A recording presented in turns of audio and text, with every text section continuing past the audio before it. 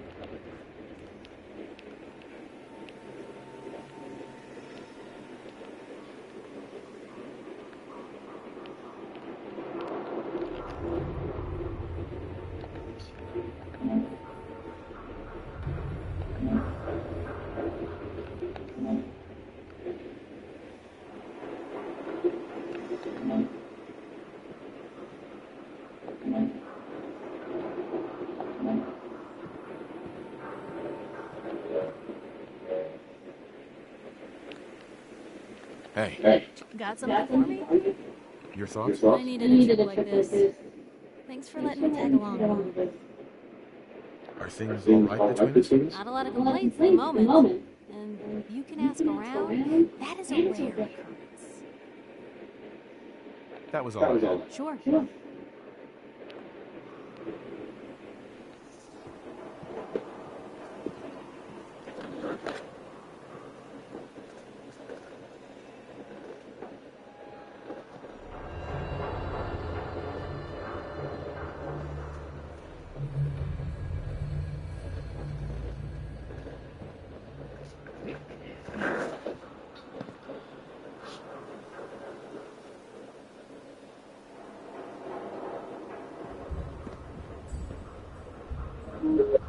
Bluetooth mode. Connected.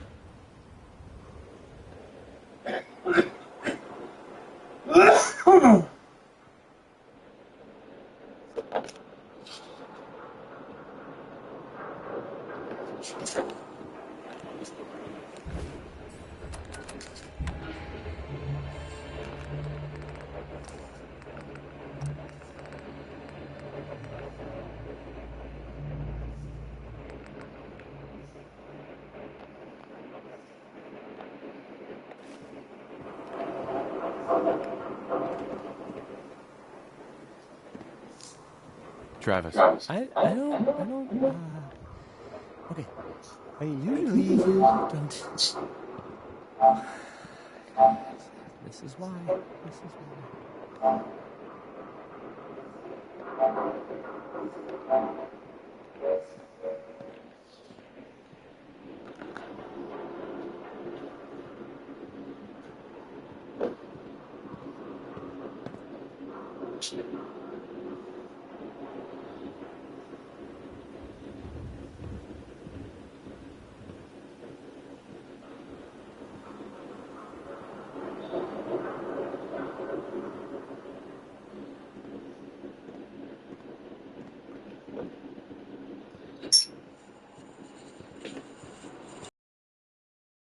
Of its seats are empty, and the show has ended at our hushed. Visitors at this hour are few and far between. Usually, only the cast and crew remain. However, you've come at just the right moment to get a peek behind the curtain to observe some quiet moments as the show wraps for the night. The stage crew is busy, quietly resetting the opening scene for the following day's performance. The props and furniture are all nearly in place, but the stage is not fully set without the correct lighting. For this task, the lighting operator sits in front of the scene, which is lighted in front of you. He tests each light individually and resets them to their proper positions. A calculated dance of magenta, cyan, emerald, and crimson splash across the stage, reminiscent almost of a traffic light gently changing colors on a quiet street. The colored lights dim all the way down, and the spotlight turns on, creating a large pool of golden light. The lighting operator closes his eyes and imagines the lead actor delivering the opening monologue to the audience. The light gracefully moves from mark to mark, spanning the entire stage. It's easy to imagine a suited actor gliding in the center of it. Tonight's show was excellent, but it's time for the spotlight to return to center stage and shut down. However, before it does, I think it's nice to begin with a little wind down exercise. Tonight's wind down is an exercise we call noting.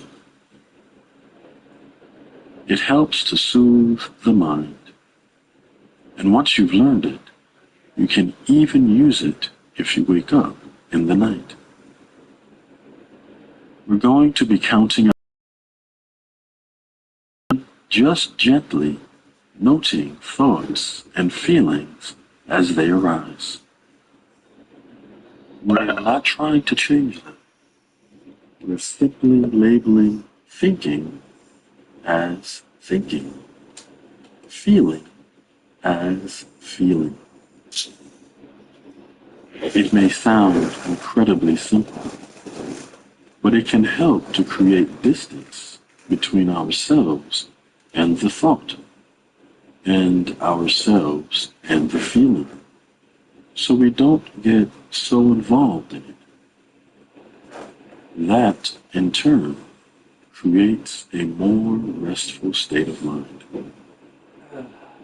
In other words, the perfect conditions for gentle, restful sleep.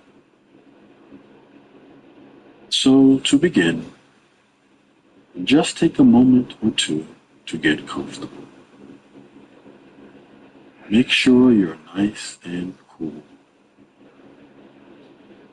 Just starting with some big, deep breaths, breathing in through the nose and out through the mouth. And with the next out breath, allow the breath to return to its natural rhythm. In and out through the nose, and feeling the weight of the body pressing you down into your bed. And in your own time, starting to count the breaths as they pass. 1 with the rise, 2 with the fall, just up to a count of 10. When you get to 10, you can stop and start again at 1. And remember, anytime you get distracted, the moment you realize you're distracted by thought, simply note it thinking and return to the breath. Or, if a feeling arises, note it as feeling and return to the breath. Noting is very gentle, not harsh at all. Think of it like a feather, just gently touching the surface of a crystal glass.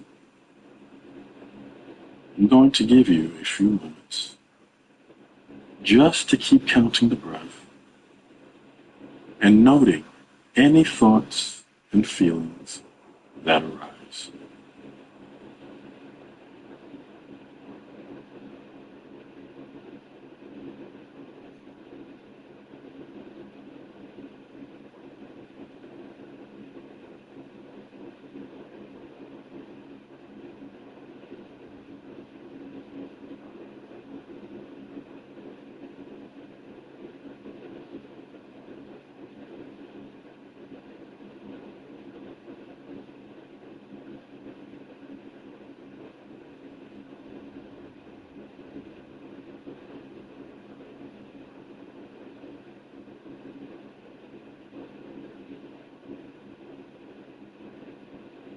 That's great.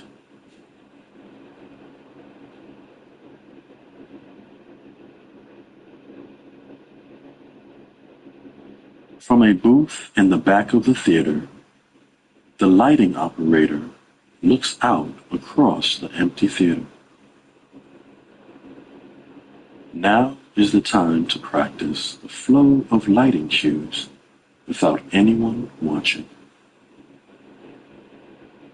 The operator turns a dial, waking up the spotlight. This show opens with this singular pool illuminating the main character. The operator guides the bright circle around the stage, imagining the actor's movements in his mind. Everything outside of the spotlight's circumference is invisible. With a quick motion, the operator turns all the lights on, and suddenly the stage is blanketed in a golden hue. The set glows with the emotional shift of daybreak. With no need to wait for the actor's beats, the operator fades the yellow and brings up a soft pink, the beginnings of a sunset. The operator clicks on 2 more lamps, cross-projecting romantic hues of orange and red. Sunsets can't last forever, and so the colors gently darken into a unified blue. The stage feels moody, prompting the operator to flick a switch, turning on the street lamps. Dim splashes of tungsten highlight portions of the stage. Gravity sets in. With the right combination of light and color, the world on stage comes to life.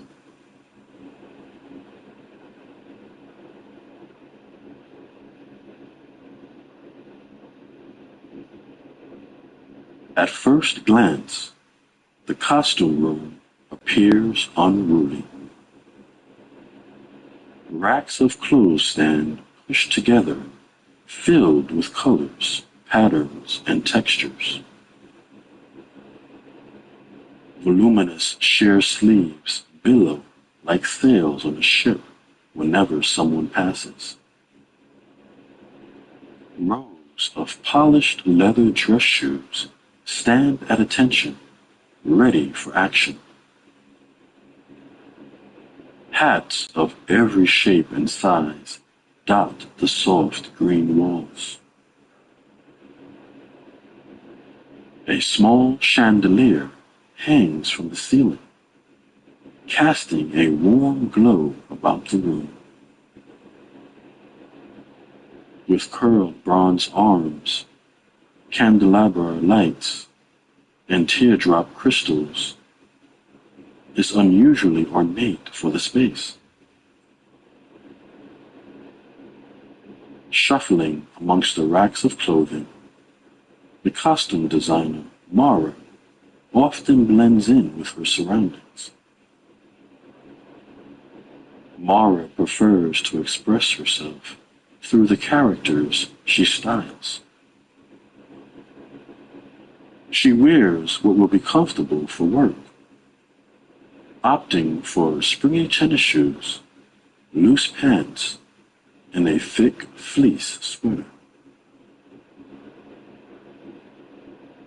Once the evening's performance is over, Mara sends her assistants home for the night. She stays behind, examining the hems and buttons of each piece, looking for loose threads. After the bustle of a busy show, she likes to soak in the peace that rises from an empty theater. She opens a large green thermos filled with hibiscus tea.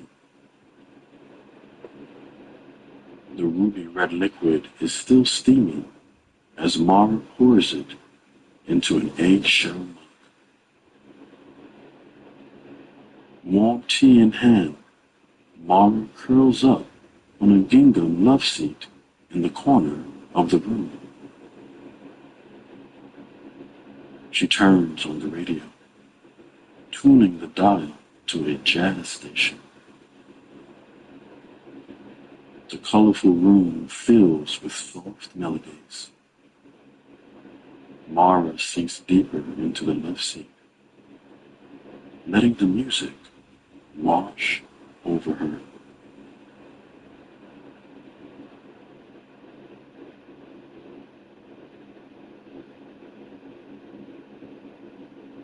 Below stage level is a cavernous orchestra pit where the musicians reside during performances. With the audience out of the theater, the musicians pack up their instruments. A new kind of symphony gently emerges from the pit. One of clattering cases, subdued chatter, and shuffling music sheets. The pianist is always the first to head home, having completed the simple task of covering his instrument with a fitted blanket. The percussionist rolls his large xylophone into a metal locker, where it lives with vibraphones and timpani. Violins are tucked carefully into hard shells before traveling home with their players. And finally, taking his time, Joseph sets about cleaning his flute. He slides a rod carefully wrapped with polishing gauze into the main tube. Was from the rod. The flute's bright coin silver shimmers under the reading light attached to his music stand. Cleaning it is part of his muscle memory, as natural as brushing his teeth. Joseph knows a flute will flourish if it is well cared for. When it needs attention, the delicate sound becomes airy and the notes fall flat. Now, alone in the pit, Joseph patiently converses with his instrument until it speaks with full brightness.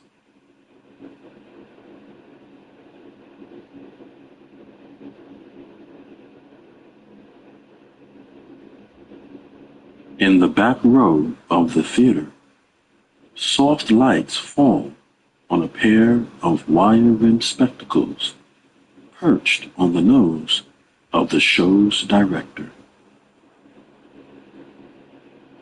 The evening's performance is over. The theater's empty chairs face a darkened stage. The theater's house is nearly silent, save for the sound of the director's pen scribbling notes on the evening's performance.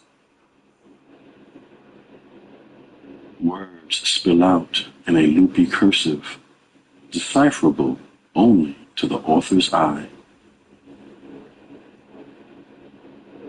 Dark red ringlets cascade dramatically across the director's face as she hunches over the notes. Unconsciously, she taps the square heels of her boots on the carpeted floor, tracing the actor's sequences.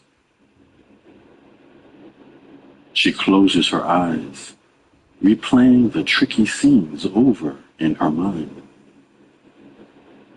Time slows down during this process. The old theater holds the memory of so many shows. When it's quiet like this, their presence is almost palpable. With a sigh, the director completes her final note. She slides her reading glasses on top of her head, pushing her hair away from her eyes. All at once, the rush of the evening leaves her body, and a wave of relaxation floods over her. She tucks her notes into an oversized canvas bag and takes a sweeping glance of the theater before heading home for a well-deserved night's rest.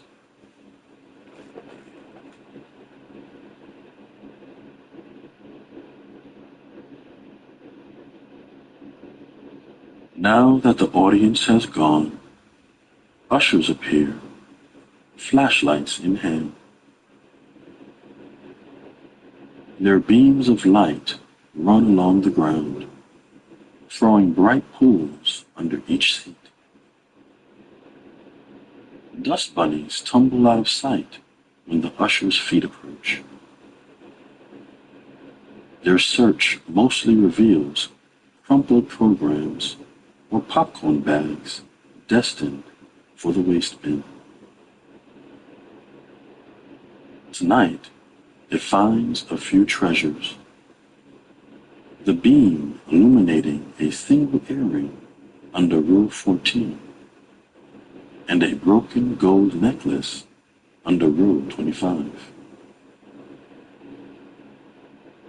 These treasures are scooped up and placed in the lost and found, where they will wait for their owners to return. Once the floor has been combed, the vacuuming begins. An usher pushes the vacuum in a precise path. Back and forth, back and forth. The hefty machine glides along the carpeted aisles, its long cord snaking behind lazily. The carpet's blue and gold diamond pattern becomes more vibrant each pass. The old theater still has its original maplewood seats with tan velvet upholstery. After all their years, the cushions are still plush and spot-free, thanks to the staff's careful maintenance. Once the deep clean is complete, the theater is visibly refreshed. Its atmosphere is lighter, with more room to breathe.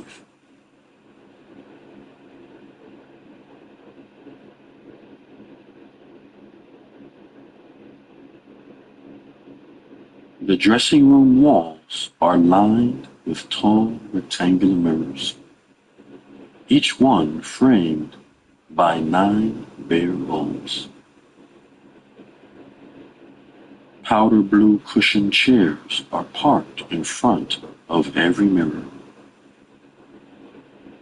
A white laminate tabletop extends from the wall at waist height, its surface scattered with brushes, old scripts, and bobby pins. Ramon likes to take his time cleaning off his makeup while thinking over the evening's performance. He leans his face closer to the mirror, warming his cheeks by the yellow light. Around him is the soft murmur of cast members finishing up their nightly routine. Dust hangs visibly in the air. Its slow, twinkling movements pull a sentimental string in Ramon's heart. He retrieves a packet of cleansing cloths from a clear plastic box that sits under his mirror.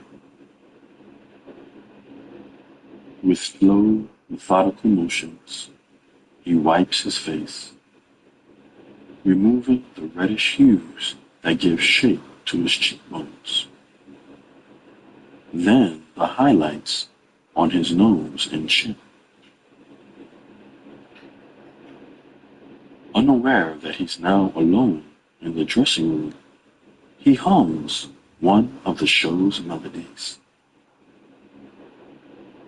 The shading on his eyebrows requires a fresh cloth.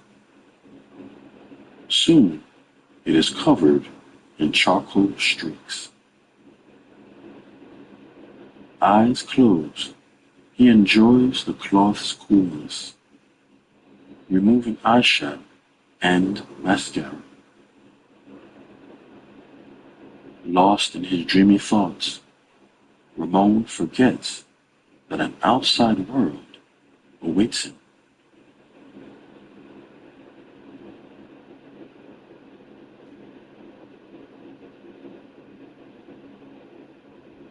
Clad in black from head to toe, the stagehands move fluidly, resetting for tomorrow's performance. It is a dance that no one watches, done for a non-existent audience. First, the bedroom wall gets wheeled into the wings, picture frames rattling as it departs. A nightstand, bed, and rocking chair are carried off stage, soon to be replaced with park benches. Richard leads the backstage crew, choreographing these transitions with precision.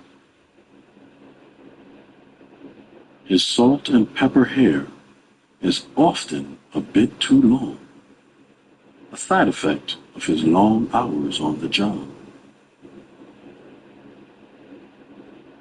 Under his watchful eye, rolling hills are parked upstage. Facades of tall buildings follow. From a distance, the landscape is dynamic. Detailed scenic paint gives dimension to the otherwise flat wooden backdrops. Gradually, center stage fills with elements of a city. Mailboxes and food carts are positioned just so. Street lamps come next. They are hollow, but made of heavy plaster.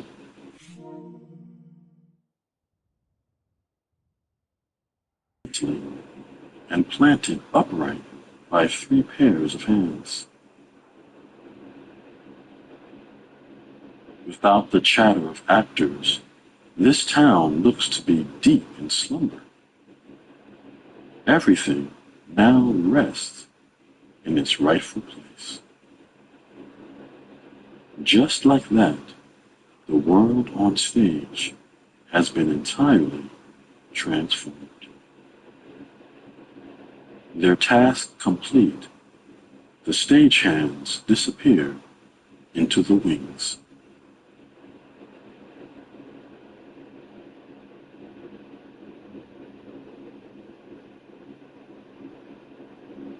Standing in the center of the theater's prop house, any object imaginable feels within arm's reach. Tall metal shelves flank the walls, each one filled with large items from distinct time periods. The majority of the room is dedicated to small hand props. Retro film cameras, rotary telephones, and technological gadgets are all on display. A long wooden table stands just within the doors of the prop house. It holds all the pieces for the current show. An hourglass, a porcelain doll, and a bouquet of silk roses are among the selection. Delphine, the prop master, stands over the table, inspecting a briefcase for signs of wear. Using a soft cloth, she rubs leather oil into the corners of the case. It's an older piece, but with the right amount of care, it looks brand new under the stage lights. Next, she picks up a crystal beaded clutch. She checks for any missing baubles, shaking it gently to ensure nothing is loose. The champagne beads shimmer under the modest backstage lighting. She tucks a few tissues into the clutch for tomorrow's performance. Without them, the lead actress would be center stage, crying into her sleeve. When given the chance, every prop has a story to tell.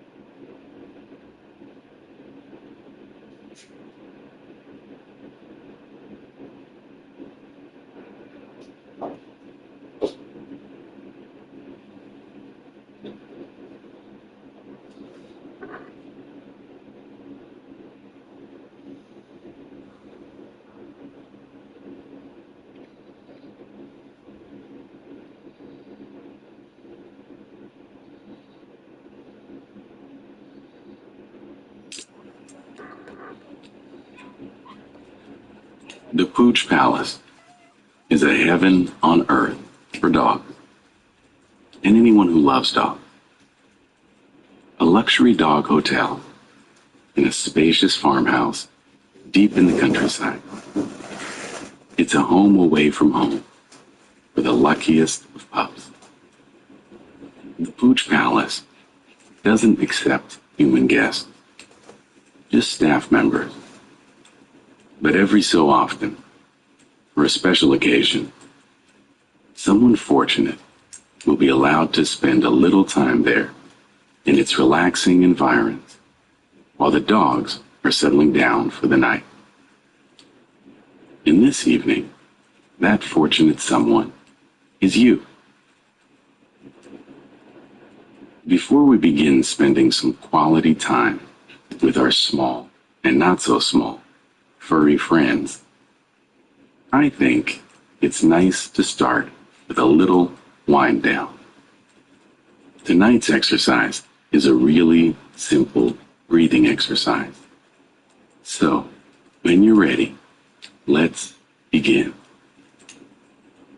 So, first, get comfortable in your bed.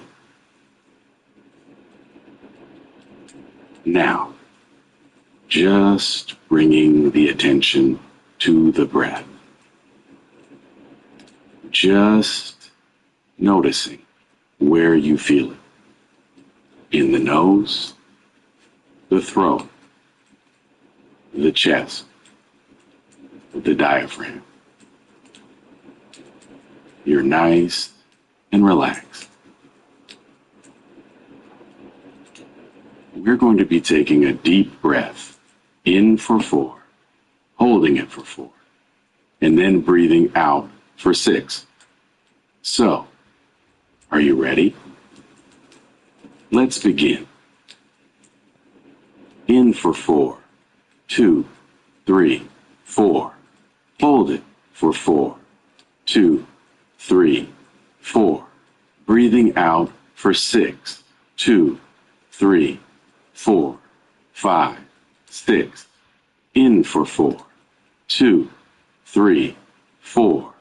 Holding for 4, 2, 3, 4. Out for 6, 2, 3, 4, 5, 6. In for 4, 2, 3, 4. Holding for 4, 2, 3, 4. Out for 6, 2, 3, 4, 5, 6. In for 4, 2, 3, 4. Holding for 4, 2, 3, 4. Out for 6, 2, 3, 4, 5, 6. Great. Now, returning the breath to normal.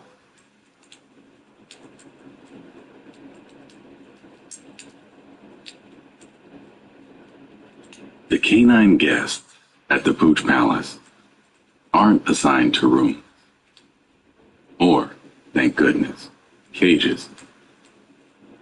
They can sleep anywhere that tickles their fancy, as long as another dog hasn't got there first.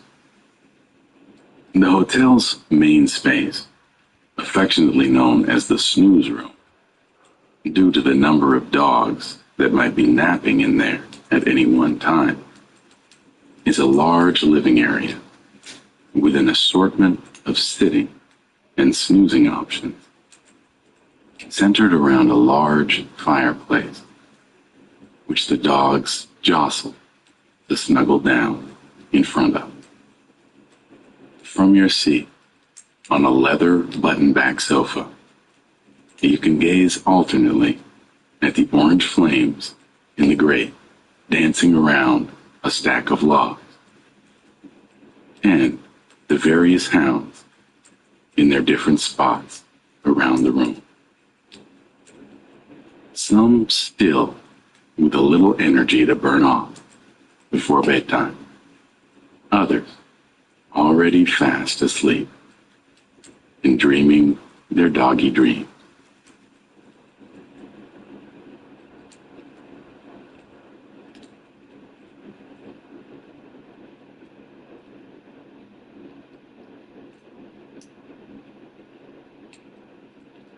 Did you happen to notice the upright piano in the corner? Unexpectedly, a young man, dressed in a three-piece suit, has let himself quietly into the room and is now sitting down in front of the piano and turning the pages of the sheet music on the stand. One of the quirks of this eccentric place is that some days the dogs are treated to a little music before bedtime. The pianist is named Sam, and he's actually the hotel manager's son. He's a very talented musician, so the dogs are only privileged to hear him play when he's not away touring. Tonight, he's playing them a soothing sonata, so as not to rouse the dogs who are already asleep. As you look around the room, you see those who are awake cock their head, their eyes bright. A beagle called Rufus, his eyes half closed, is swaying gently in time with the music, while one of the sleeping dogs, an elegant border collie named Marjorie, rolls onto her back and rests there contentedly, with her bent paws held up as if begging for a treat in her dream.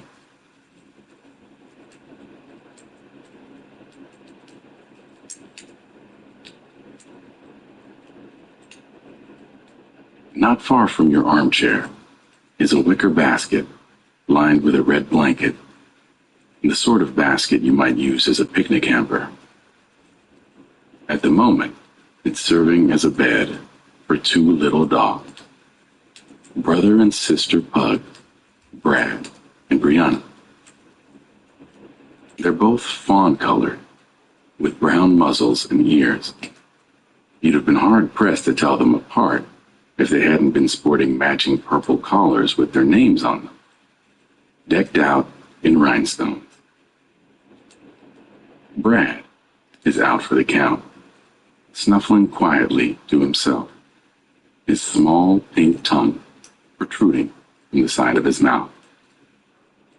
His already naturally wrinkled brow is furrowed even more deeply, as though the business of snoozing requires a most intense concentration. His sister, though, is awake and has eyed you, the newcomer in the room. She looks up at you with her bright, round eyes, her expression curious, but a touch reproachful, as if to say, "But why haven't you introduced yourself?" She gets to her feet, steps out of the basket, and scampers over to say a proper hello.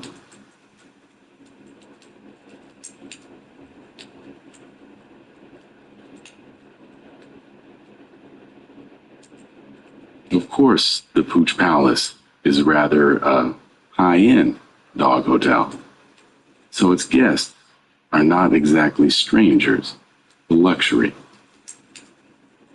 Among the hotel's grandest clientele, at least in terms of her celebrity, is Bambi O'Hara, a champion Yorkshire Terrier show dog with a cabinet full of rosettes and trophies back home.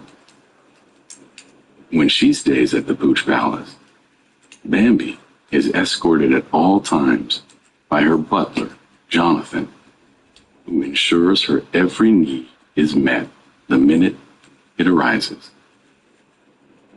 Okay, he's not really her butler, just someone her devoted owner employs to make sure she gets that extra bit of attention, which really amounts to the same thing. Perched on a table as she submits to her pre-bed grooming routine, Bambi surveys the room condescendingly, like the queen she knows herself to be. She has a remarkably long, silky coat, strawberry blonde in front and stainless steel in back, a shimmering lame curtain which ripples around her as she trots along. Her golden hair is arranged around her pointy ears in such a way as to make her look like a demure little girl wearing hair clips. But her haughty and rather determined expression tells a different story. She glances over at you in the manner of a diva, graciously acknowledging a new member of her staff. Then, in a fit of pique, she dismisses Jonathan's services with a truculent shake of her behind and leaps from the table into her sheepskin bed. Jonathan gives a little bow and retreats to an armchair, where he'll remain until Bambi chooses to summon him.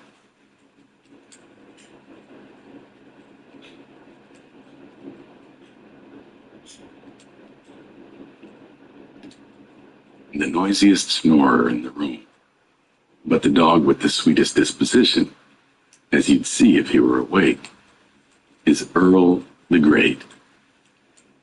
Each, or Big Guy to his friends. Earl is an English bulldog, fast asleep on a tartan blanket not far from the fireplace. With his stocky body and rather bad-tempered expression, he looks like he might be kind of a bruiser, but in fact, he's a total softie.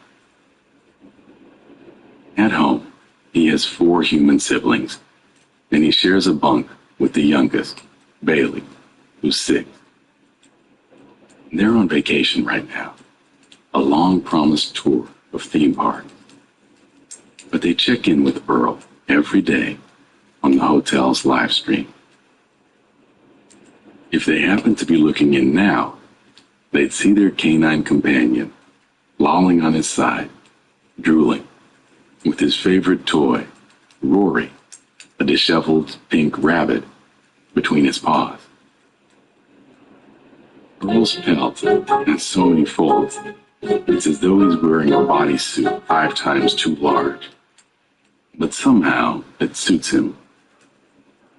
He wouldn't want to trade it in for any of those smooth dog's coats. Each time his snores increase in volume, his dainty ears flap upward, and his paws twitch. But he doesn't wake. He just sails further into sleep, snuggling close to Rory the rabbit, whose reassuring presence makes sure he always has sweet dreams.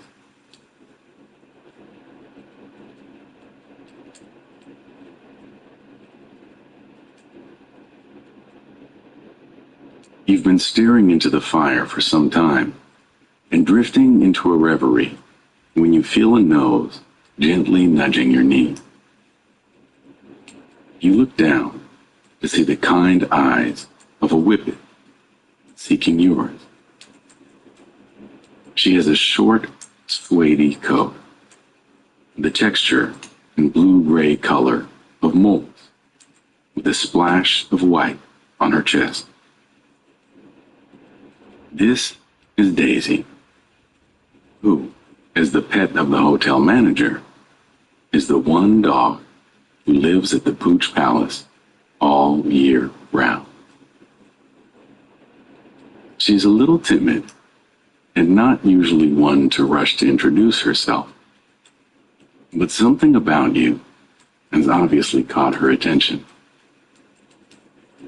She bounds onto the sofa in one graceful movement, tucks her spindly legs beneath her like a newborn foal, and rests her long snout on your knee, glancing up at you shyly to check that it's okay. Do let her know that it is.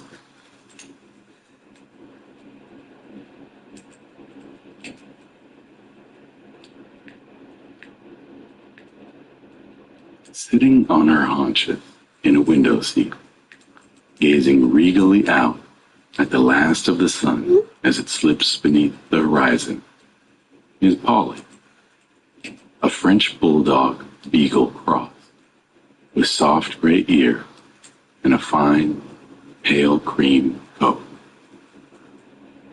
Polly is a regular at the Pooch Palace, as her owners are frequently away on business, and she loves it here. Today, she spent a few hours racing around the yard, showing off her favorite squeaky toy, while her favorite staff member, Russell, looked on indulgently. But mostly, what she likes to do is doze and dream about showing off her favorite squeaky toy in front of Russell. Even as you're watching, you see her squinting eyes close more decisively as she stretches her front paws out in front of her and slowly lowers her head to rest on top of them.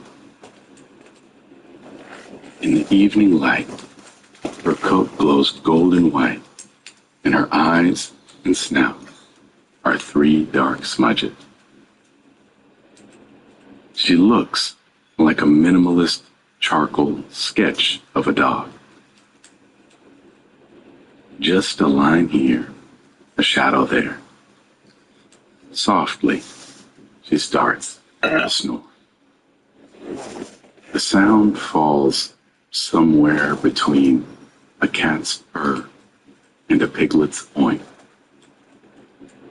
Every now and then, the gentle rumbling intensifies, like a car changing gear.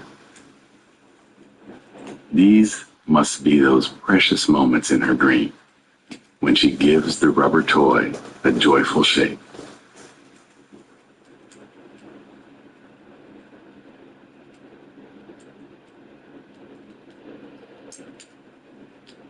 Some of the bigger dogs have claimed spots over on the rug by the fire.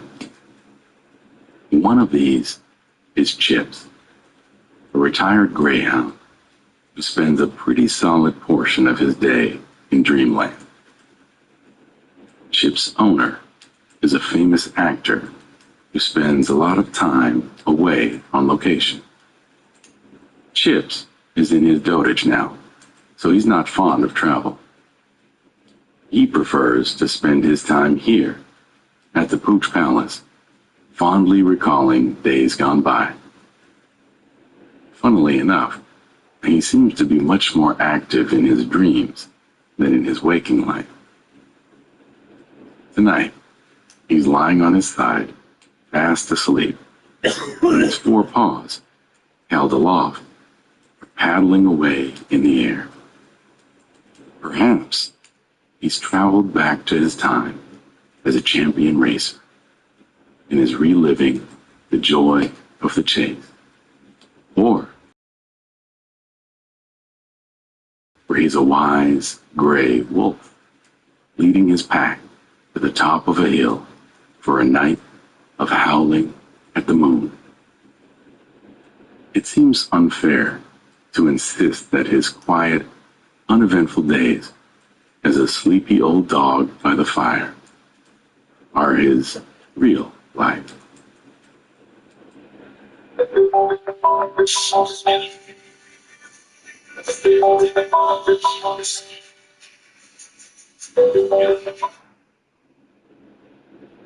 Power off.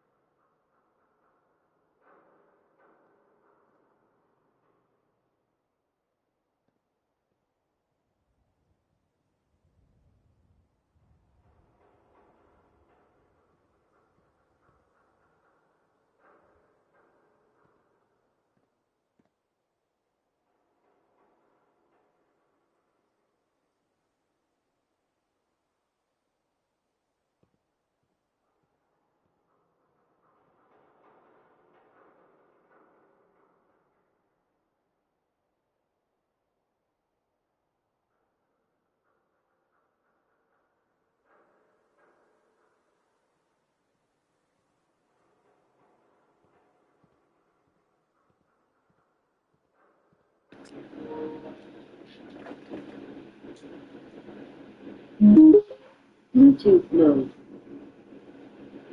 Connected.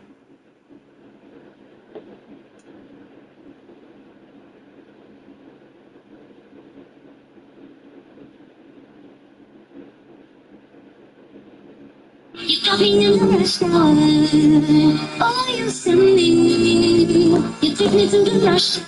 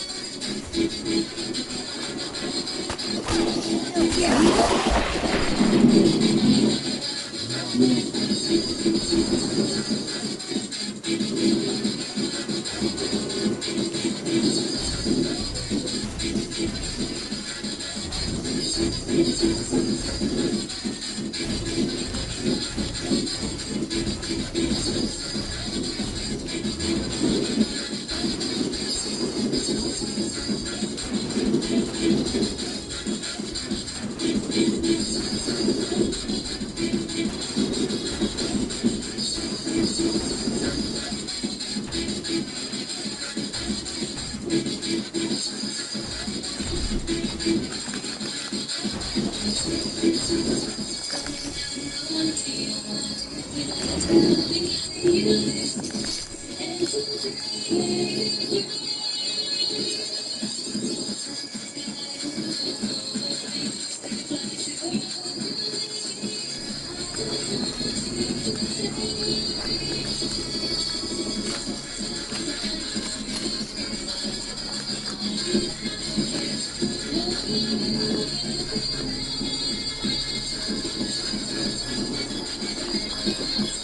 Yeah?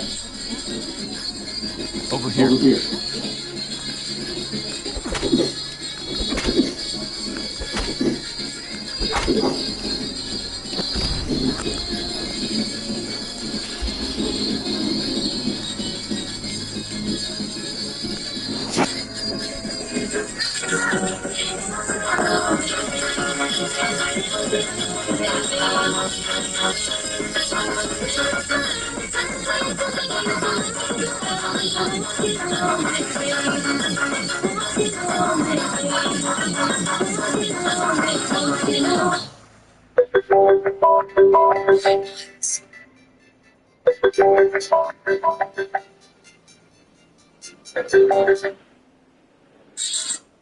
Power off.